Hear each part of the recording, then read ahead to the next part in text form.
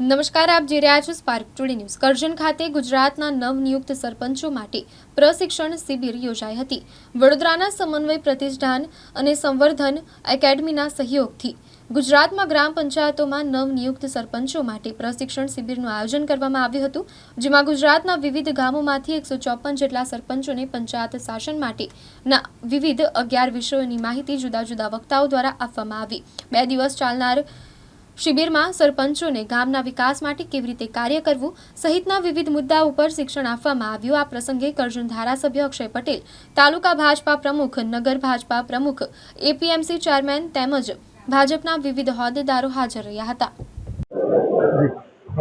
આજે અને આવતીકાલે આ 2 દિવસમાં સમગ્ર ગુજરાતમાંથી આ વખતની પંચાયતની ચૂંટણીઓમાં જેઓ નવા સરપંચ બન્યા છે એવા નવયુવાન સરપંચો માટે એક પ્રશિક્ષણ શિબિરનું કરજણ ખાતે અમે આયોજન કર્યું છે। વડોદરાનું સમન્વય પ્રતિષ્ઠાન અને સંવર્ધનમ એકેડમી એમના માધ્યમથી અમે નવનિયુક્ત સરપંચોને કેવી રીતે આગામી 5 વર્ષમાં નિયમ અનુસાર તેઓ ગામનો વિકાસ કરી શકે એ ગામના વિકાસના જુદા જુદા આયામો એનું પ્રશિક્ષણનું આયોજન આ જગ્યાએ કર્યું છે। 154 સરપંચોએ આખા ગુજરાતમાંથી રજીસ્ટ્રેશન કર્યું। 121 સરપંચો ભાગ લઈ રહ્યા છે।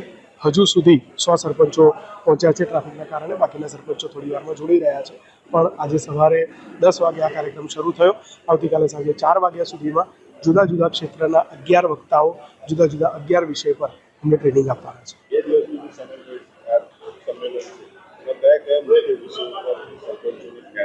ગુજરાત રાજ્ય પંચાયત અધિનિયમ, પંચાયતના વિવિધ કાયદાઓ, પંચાયતના ઓફિસમાં કયા કયા પ્રકારના રેકર્ડની જાળવણી કરવાની હોય, એ જ રીતે પંચાયતમાં સરપંચને સત્તા પરથી દૂર કરવાના કયા નિયમો, સરપંચના અધિકારો, સરપંચની જવાબદારીઓ, કેવી રીતે CSRના માધ્યમથી તમે ગામનો વિકાસ કરી શકો, કેવી રીતે અલગ અલગ પ્રકારના જુદા જુદા ઇનિશિયેટિવના માધ્યમથી તમે ગ્રામ પંચાયતને વૈશ્વિક સ્તરે ઓળખ અપાવી શકો, આવા જુદા જુદા વક્તાઓ છે, જુદા જુદા કેસ સ્ટડી છે।